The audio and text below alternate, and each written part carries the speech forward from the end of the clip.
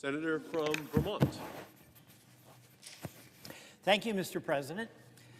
I'm here to speak about the extension of the Affordable Connectivity Program. Mr. President, COVID was brutal, but something good came out of it, and that was a recognition by the United States Congress, Republicans and Democrats, that access to high-speed internet was absolutely essential all across America.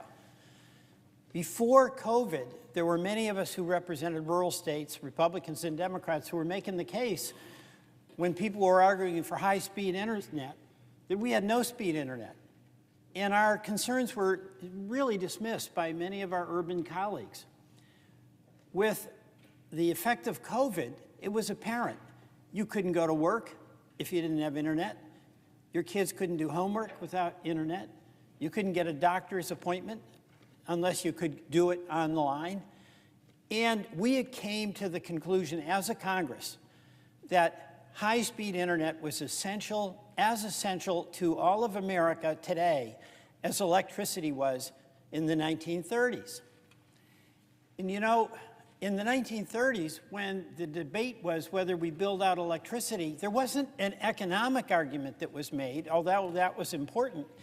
It was a commitment to the social cohesion of this country, that we are all in it together. And whether you lived on a dirt road in a farm in Iowa or you lived in Manhattan on Fifth Avenue, you needed electricity. And we made the same decision during COVID in the United States Congress. And we allocated billions of dollars to start building out high-speed internet across the entire country. There's another matter, though, that is important if we're going to have access to the internet. It's affordability. And the Affordable Connectivity Program was a lifeline for many low-income people in the state of Vermont, in states, in counties, and in cities and towns all across this country. If you were a Vermont family with 200% of poverty level income, and you lived in a rural area, you made $15,000 a year and you had 2 kids, you could have internet going right by your house, but you had to make a really tough decision about whether you could afford it. The Affordable Connectivity Program helped that family with $30 towards the cost of the monthly bill for the high-speed internet. That doesn't sound like a lot. It's a lot to a family that's making $15,000 or $11,000 and has kids.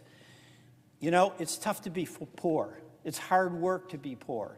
And a lot of parents were making enormously difficult decisions about whether they could get access to internet.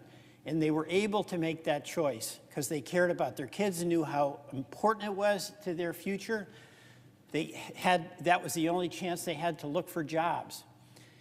That program has been tremendously beneficial to folks you represent and I represent, and to my colleagues who are my co-sponsors on the extension bill, because this program will expire in months, and notices will be going out to families that rebate they've depended on is expiring.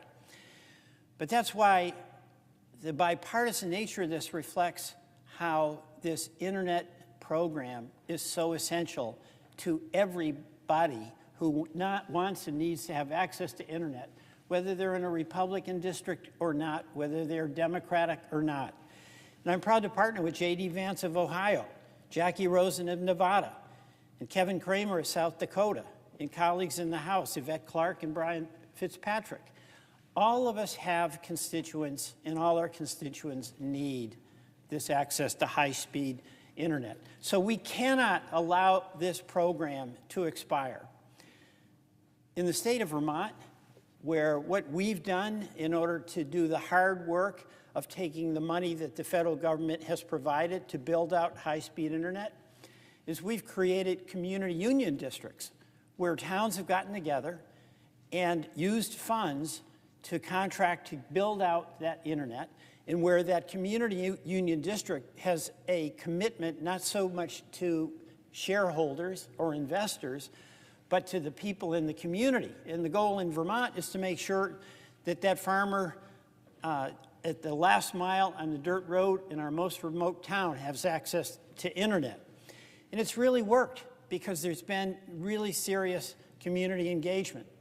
And our local community union districts have done an enormous amount to let folks know, those who are eligible, very low income folks, hardworking folks, let them know about this program where that $30 is really going to make the difference on whether they can hook up or they can't. We're really proud in Vermont, too, of one of our first internet providers that was local called EC Fiber, and they set up their own program even before the Affordable Connectivity Program was established. So we have a decision that we have to make as a Congress.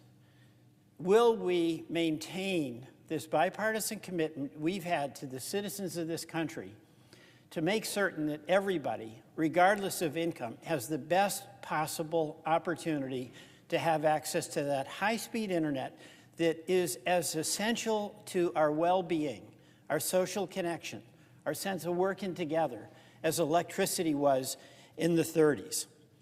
It's very popular among Republicans, at least 62%, among Democrats, 90%, but most importantly, among rural Americans. 80% of rural Americans are in favor of this, and they know how vital this program is.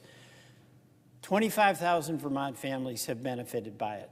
22.5 million American families have benefited by it.